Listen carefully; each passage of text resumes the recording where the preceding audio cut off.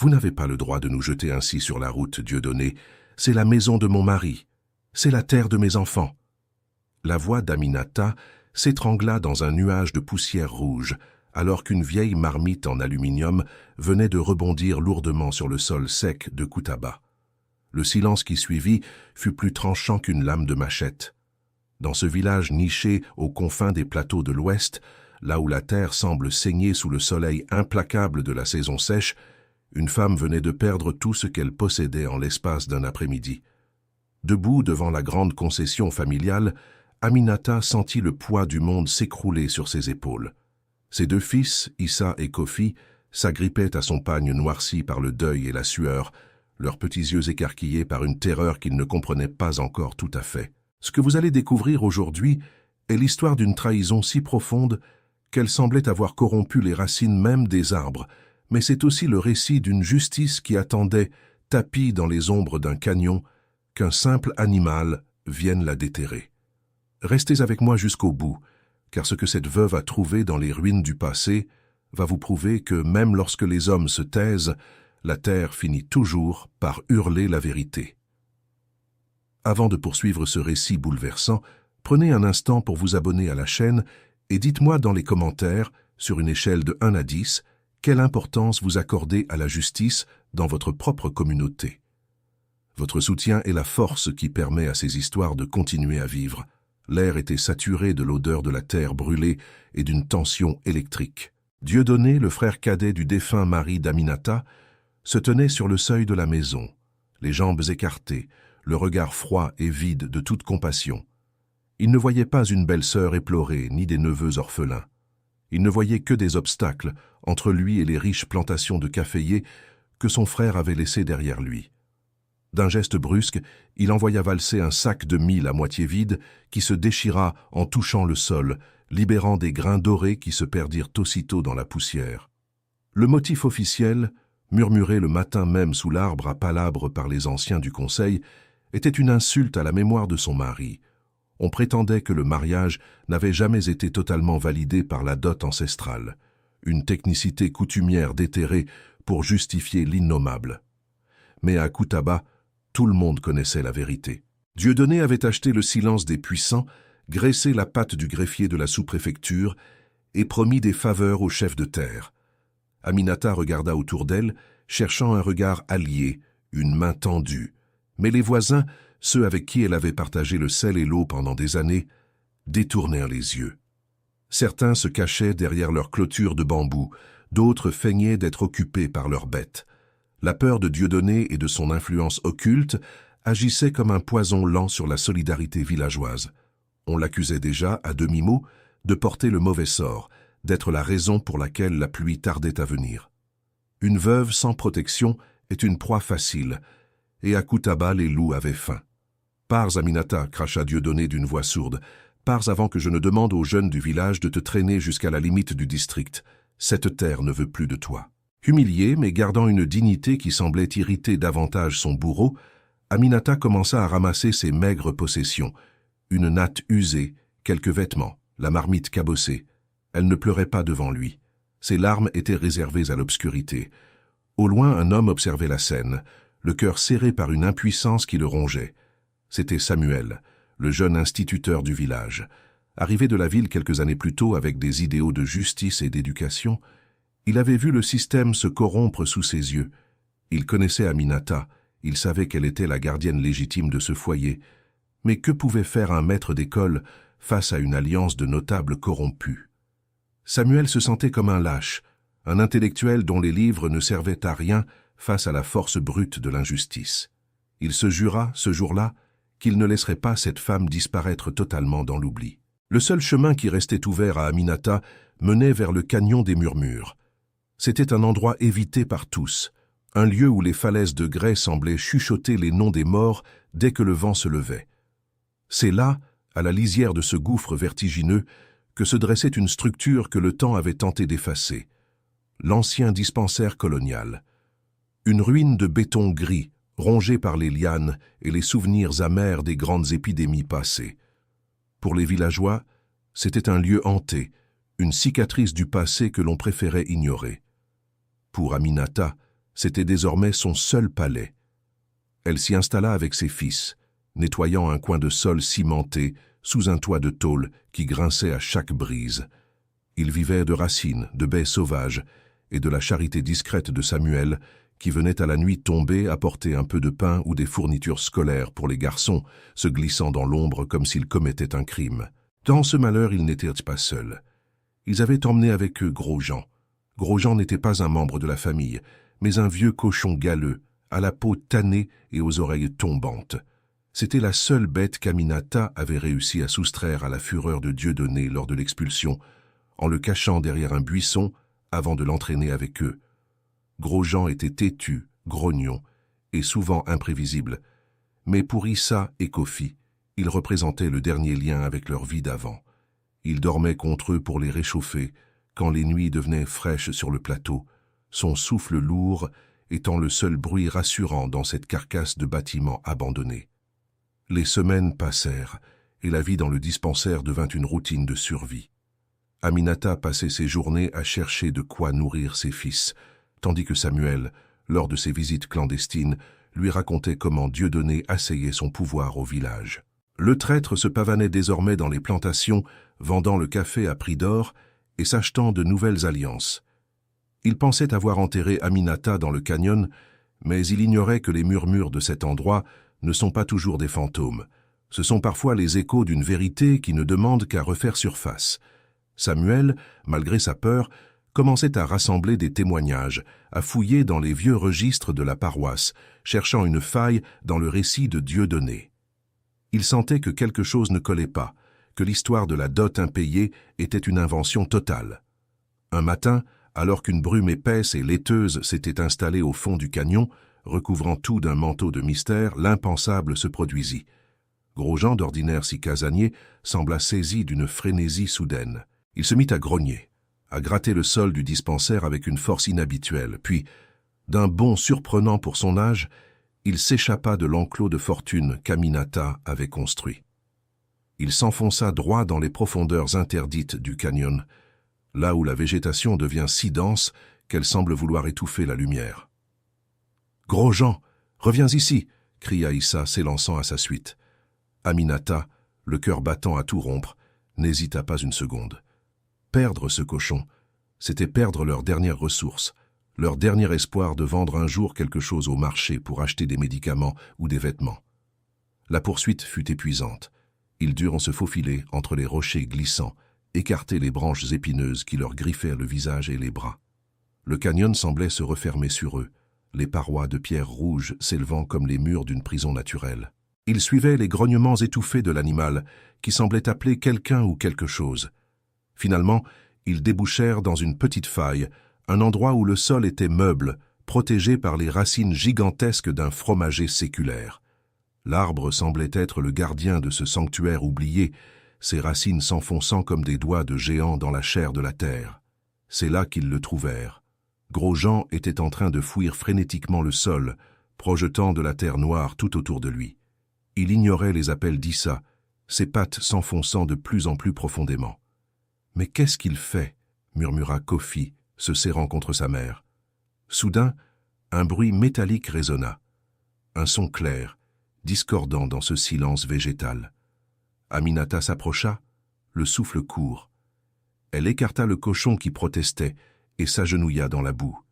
Ses mains rencontrèrent une surface froide, dure, anguleuse.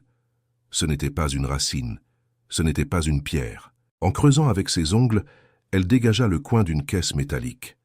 Elle était scellée avec une sorte de cire sombre, durcie par les décennies passées sous terre. Sur le couvercle, malgré la rouille et la terre, une marque était encore visible, le sceau de l'ancienne administration coloniale, une encre stylisée entourée de lauriers, et juste en dessous, gravé maladroitement, mais avec détermination, un nom que le temps et la trahison avaient tenté d'effacer de la mémoire de Koutaba, celui de son propre grand-père, un homme que l'on disait mort sans fortune dans les tranchées d'une guerre lointaine, un tirailleur dont on n'avait jamais revu le corps. Le temps sembla s'arrêter dans le canyon des murmures. Aminata sentit un frisson lui parcourir l'échine. Pourquoi cette boîte était-elle enterrée ici, sous ce fromager, si loin du village? Et pourquoi son grand-père, que tout le monde décrivait comme un pauvre paysan enrôlé de force, possédait-il un objet marqué du sceau de l'administration? Elle tenta de soulever la caisse, mais elle était incroyablement lourde. Avec l'aide de ses fils, utilisant des branches comme levier, elle parvint enfin à l'extraire de sa prison de terre.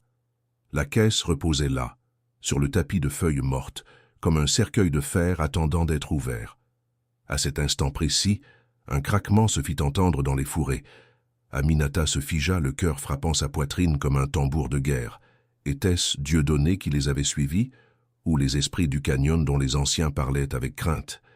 Elle serra ses fils contre elle, prête à défendre cette découverte au péril de sa vie.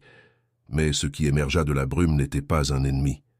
C'était Samuel, l'instituteur, le visage trempé de sueur, les vêtements déchirés par la brousse. Il les avait vus s'enfoncer dans le canyon et, craignant pour leur sécurité, il les avait suivis en secret. Il s'arrêta net en voyant la caisse métallique. Ses yeux passèrent d'Aminata à l'objet, puis au trou béant au pied de l'arbre. « Aminata, qu'est-ce que c'est » demanda-t-il d'une voix qui tremblait. Elle ne répondit pas tout de suite. Elle posa simplement sa main sur le métal froid. « C'est l'héritage de mon sang, Samuel. C'est ce que la terre nous a rendu. » Ensemble, dans le silence sacré de la forêt, ils s'apprêtaient à briser le seau de cire.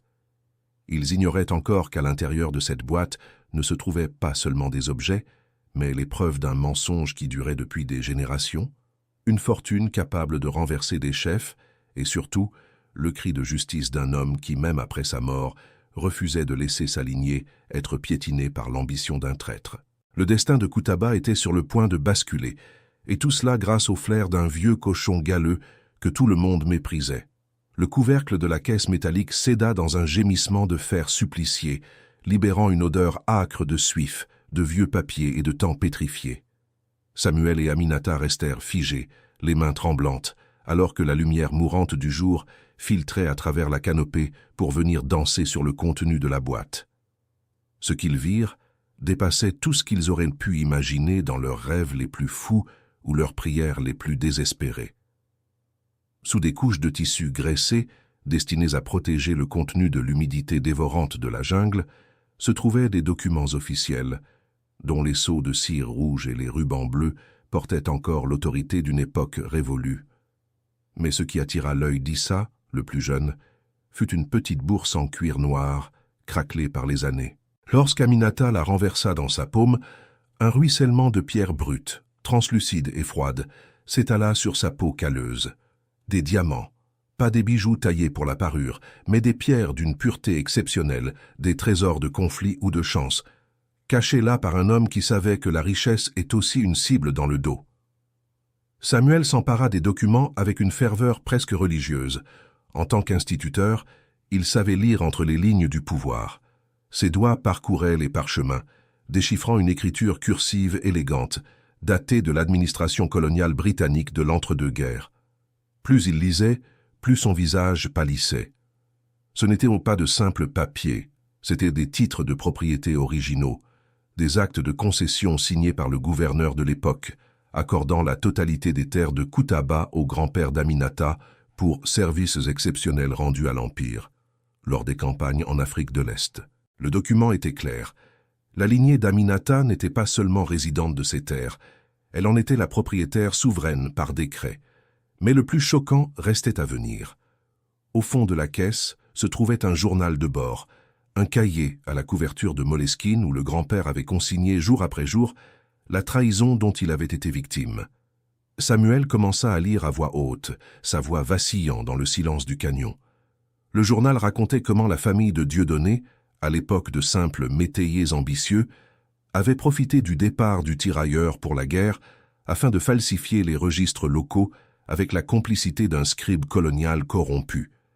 Ils n'avaient pas seulement volé la terre, ils avaient effacé une identité, transformant les propriétaires légitimes en parias sur leur propre sol. Aminata écoutait, les larmes coulant enfin librement sur ses joues. Ce n'était pas seulement sa pauvreté qui s'effondrait, c'était le poids d'un mensonge centenaire qui se brisait. Elle n'était pas une veuve sans dot, elle était l'héritière spoliée d'un royaume de caféiers. Cependant, La joie de la découverte fut de courte durée. Le retour vers le dispensaire colonial fut marqué par une paranoïa croissante. Chaque craquement de branches, chaque cri d'oiseau semblait annoncer la venue de Dieudonné. Aminata savait que si la nouvelle de cette découverte parvenait aux oreilles de son beau-frère avant qu'il ne puisse agir, il ne survivrait pas à la nuit. Dieudonné n'était pas un homme à se laisser déposséder par de vieux papiers. Il avait le bras long, et ses alliés au village étaient nombreux. Samuel, portant la caisse dissimulée sous son vieux veston, se sentait investi d'une mission qui le dépassait. Il regardait Aminata, cette femme qu'il croyait brisée, et voyait une flamme nouvelle brûler dans ses yeux. Elle ne marchait plus comme une bannie. Elle marchait comme une reine revenant d'exil. Pourtant, la réalité de leur situation restait précaire. De retour dans les ruines du dispensaire, la faim et le froid continuaient de les harceler. La fortune qu'ils tenaient entre leurs mains était inutilisable tant qu'elle n'était pas légitimée. Aminata regardait ses fils dormir sur la natte usée, leur visage marqué par la malnutrition, et une pensée amère la traversait. À quoi servent des millions en diamants et en titres fonciers si elle ne peut même pas acheter un litre de lait sans éveiller les soupçons? Samuel, lui, luttait contre ses propres démons. Il savait que s'il aidait Aminata, il s'attaquait directement à l'élite de Koutaba. Il perdrait son poste, son logement, et peut-être plus encore. Pourquoi risquer tout cela? Se demandait-il dans le silence de la nuit, en observant la lune se refléter sur les murs de béton décrépits. Mais chaque fois qu'il regardait les documents, il voyait le visage de la justice, une notion qu'il avait enseignée à ses élèves sans jamais vraiment y croire. Le lendemain, la rumeur commença à enfler dans le village comme un orage lointain.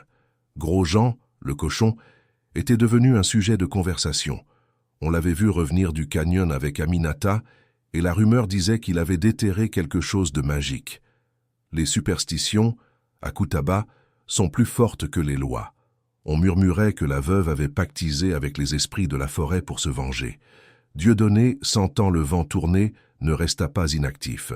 Il commença à envoyer ses hommes rôder autour du vieux dispensaire. Ils ne s'approchaient pas trop, craignant les fantômes du lieu, mais leur présence était une menace constante. Des pierres furent jetées sur le toit de tôle pendant la nuit, et des insultes furent gravées sur les murs extérieurs. Sorcière, pilleuse de tombes, malédiction. L'isolement d'Aminata devenait total. C'est alors que l'incident survint. Une délégation de l'église locale, menée par un catéchiste aux ordres de Dieudonné, se présenta au dispensaire. Il ne venait pas pour offrir de la nourriture ou des soins, mais pour exiger qu'Aminata quitte les lieux, l'accusant de profaner un site qui, selon eux, appartenait désormais à la paroisse. « Tu attires la colère de Dieu sur nous avec tes pratiques obscures dans ce canyon », lança le catéchiste, tandis qu'une petite foule de curieux se massait à distance. Aminata se tint debout sur le perron en ruine, Gros-Jean à ses pieds. Et pour la première fois, elle ne baissa pas les yeux. « Ce lieu a vu plus de souffrances que vos prières n'en ont jamais guéri, » répondit-elle d'une voix qui fit reculer l'homme de quelques pas. « Je ne partirai pas. » Samuel, témoin de la scène, comprit que le temps de la discrétion était révolu.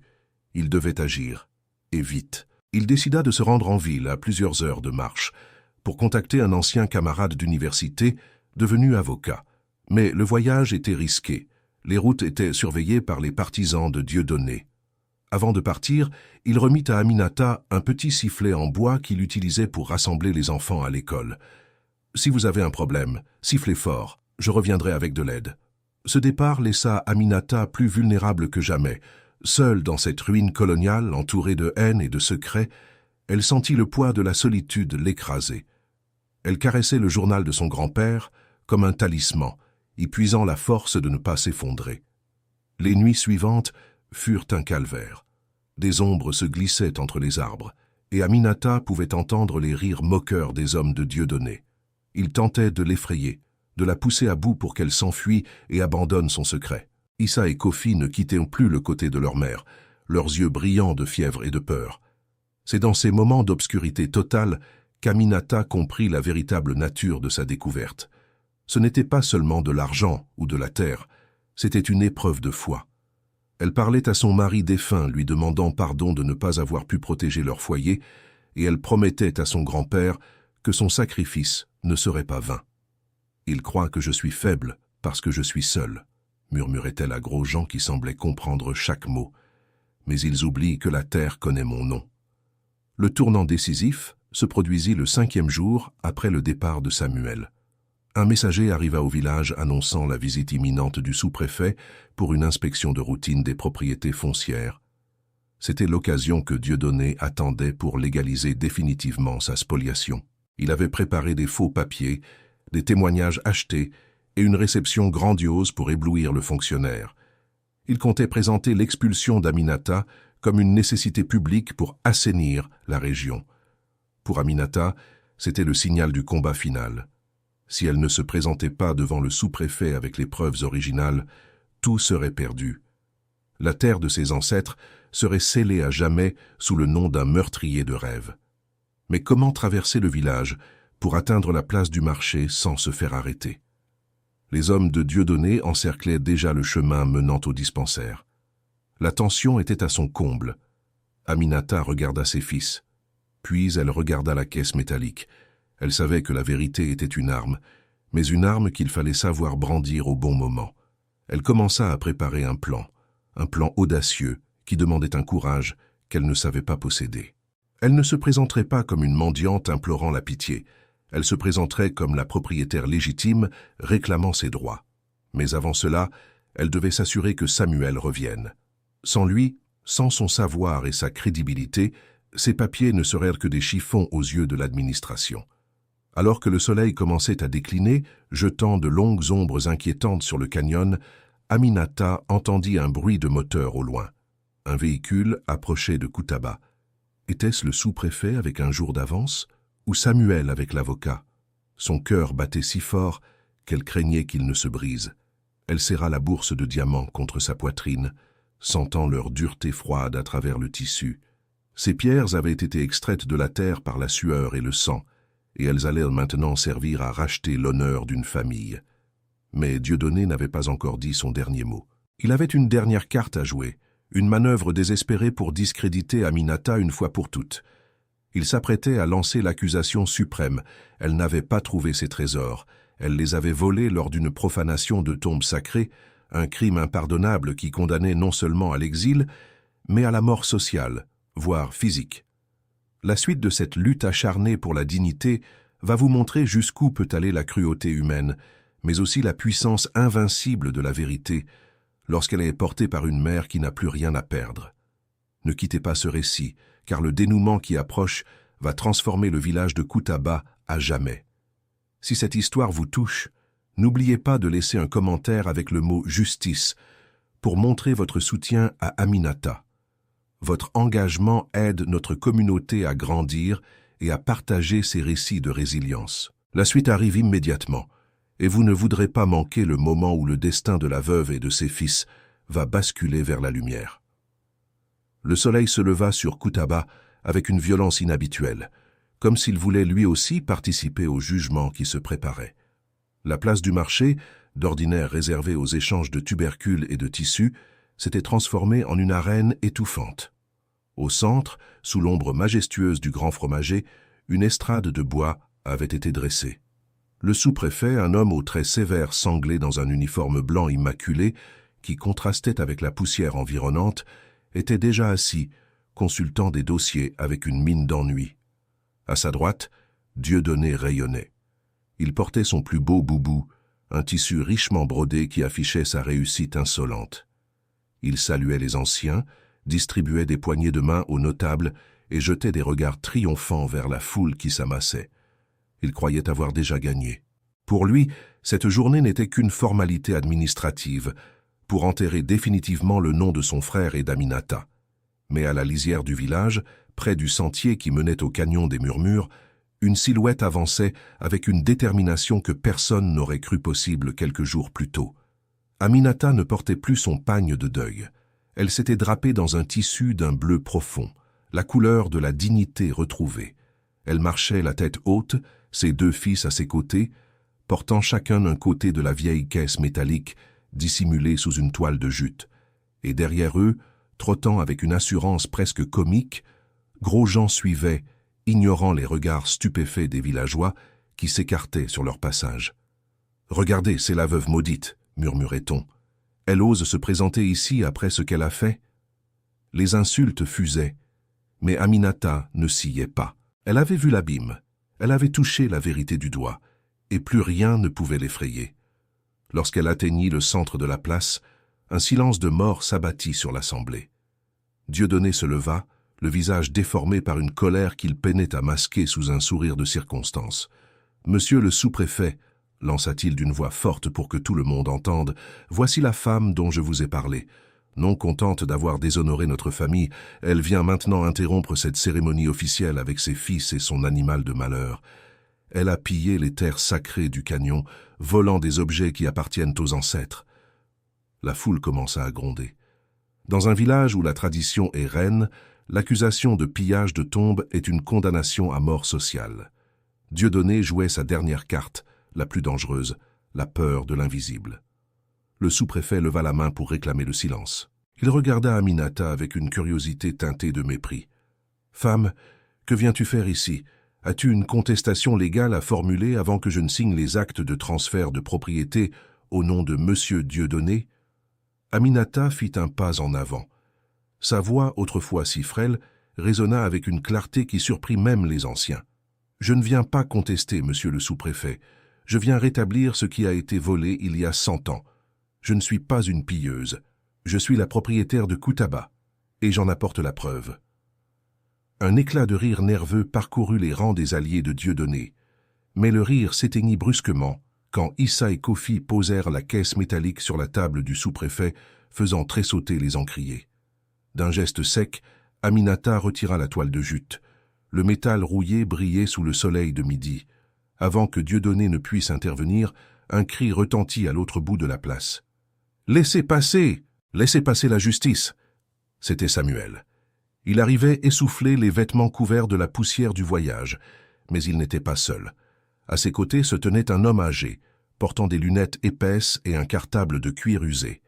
Maître Bécolo, le plus ancien avocat spécialisé dans le droit foncier de la région, un homme dont l'intégrité était la seule chose que Dieudonné ne pouvait pas acheter. Samuel avait réussi. Il avait ramené celui qui pouvait transformer des vieux papiers en une sentence irrévocable.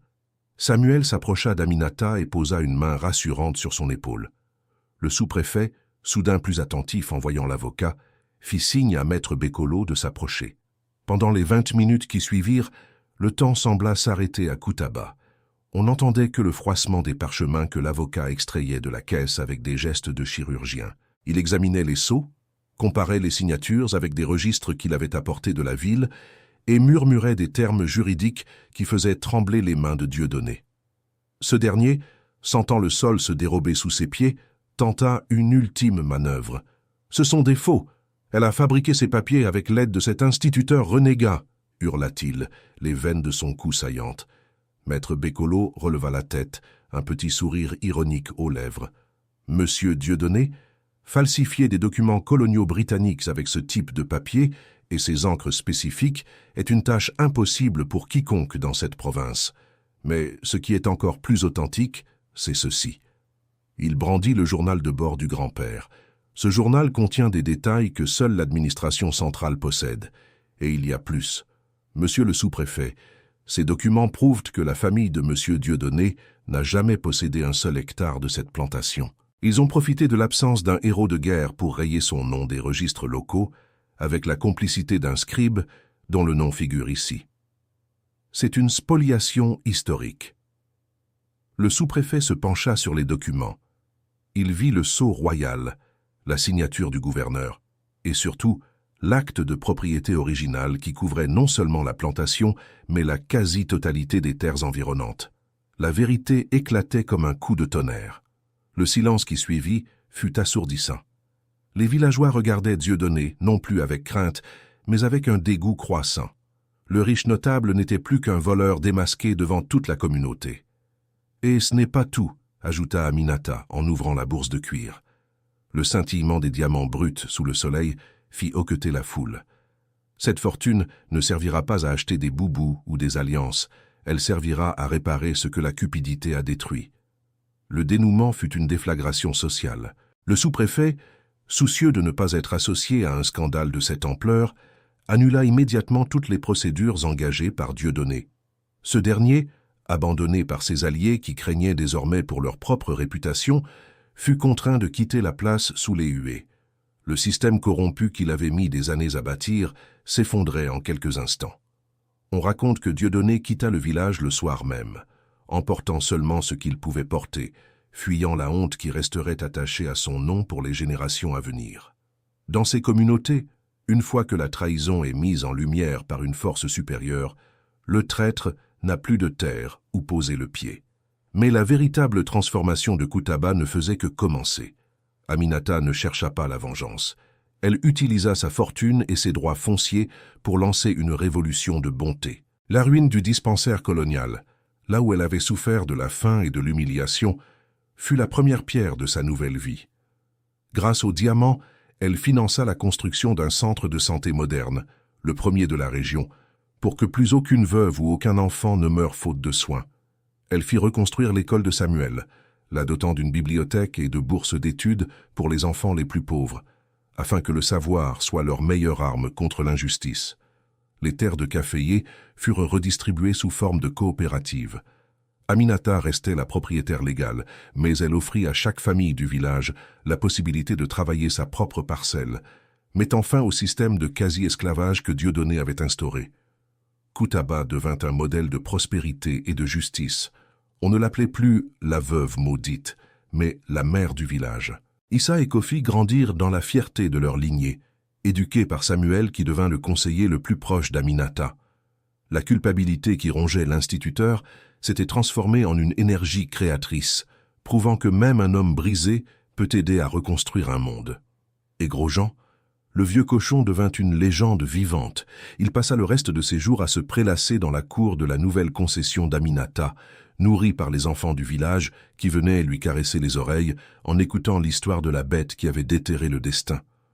On disait que Grosjean n'avait pas seulement cherché des racines ce jour-là dans le canyon, mais qu'il avait été guidé par la main des ancêtres, qui ne supportaient plus de voir leur sang souffrir. Des années plus tard, alors que le soleil se couchait sur les plateaux de l'Ouest, Aminata aimait s'asseoir sur le perron de son centre de santé. Elle regardait les champs de caféiers verdoyants et écoutait les rires des enfants qui sortèrent de l'école. Elle tenait souvent dans sa main le petit sifflet en bois que Samuel lui avait donné dans ses moments les plus sombres.